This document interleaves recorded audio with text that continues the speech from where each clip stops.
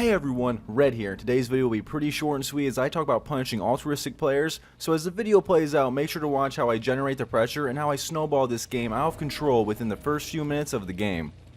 Now, while normally I toss gameplay footage like this off to the side as it's either too quick or there's a DC somewhere, I thought this would be a great example for both killers and survivors on how too much altruistic actions can swing a game into the killer's favor. Overall, the game was a pretty lucky start as I did find two survivors right off the bat and went for Cheryl, who was in bad position. But since I know there's another survivor in the area, I know there's potential to get a lot more value out of leaving Cheryl slugged for the moment. Kicking the generator here not only serves as a regression on it, but it also gives survivors a moment to try and come for the save, which could put them in a worse position they currently are in. Noticing scratch marks alerts me that a survivor is at least staying around the area for a potential save, so I can use the slug survivor to bait out another down or at least get a free injure out of it. When it comes to scenarios in games like this, it's fully based on survivors making mistakes. We just want to provide them the opportunity to make the mistakes. Now, they typically want to do this to save a down survivor too quickly, or by putting themselves into a bad position. Super altruistic plays like this can actually end a whole game alone as the game will snowball out of control, especially when going against a killer like Bubba who punishes altruism in general.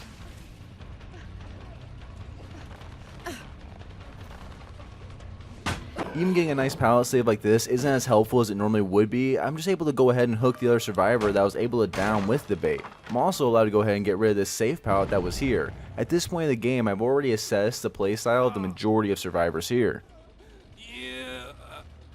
With the quick flashlight save to my left and then Nancy trying to go with the flashlight as well, I know immediately all four survivors in the area. This is extremely detrimental to survivors as they are currently not pressuring me at all with any gens. And they're also allowing me potential to end the game right off the start. The easiest and smartest play that would have stopped all of this from happening would have simply been allow me to hook the first down survivor. This is why punishing altruism is essential for any killer main.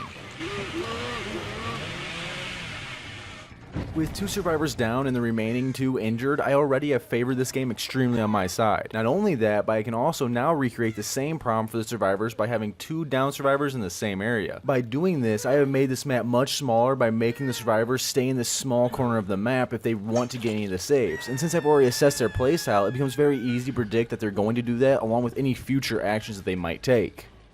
The amount of pressure a killer can generate by knowing what mistakes a survivor can make is a very strong tool in a killer's arsenal. This is why understanding both sides is incredibly beneficial. Jake has made a massive mistake here by assuming I will not drop Cheryl on the ground and punish him for the save. Don't ever feel forced into hooking a survivor if you see an opportunity like this arise.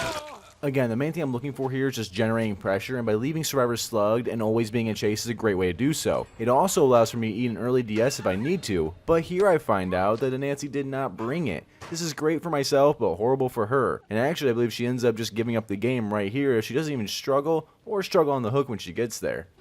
With the generator popping just moments ago, I also now realize I have free reign on hooking at least one other survivor. Since it's been some time since Jake has been hooked, I want to get him to stage 2 so if the survivors do recover, I can rely on him being on death hook.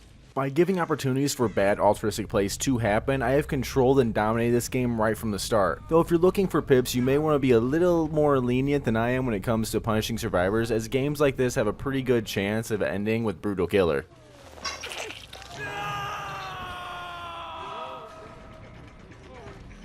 I found out here Cheryl has incredible bone structure, at least for one hit. When Cheryl had saved someone last time, I recall borrowed time, so I'm going to make sure to use my chainsaw so I can actually get multiple hits with it. And once again, we've put the survivor team in the same predicament they have been in all game, and this is exactly what I'm looking for when I'm trying to snowball a game. Not every game is going to snowball like this when you punish these mistakes, but by learning how to punish these plays and how to generate the potential for them to happen will allow you to generate more pressure off of your standard plays. Likewise for survivors, if you're able to notice these mistakes happening, you can immediately start correcting them or at least save yourself from depipping. Of course, if you don't care about pips, it can also be used just to generate some more blood points as you won't be out of the game right away. And I understand that you can't control what the remainder of your team does in solo queue.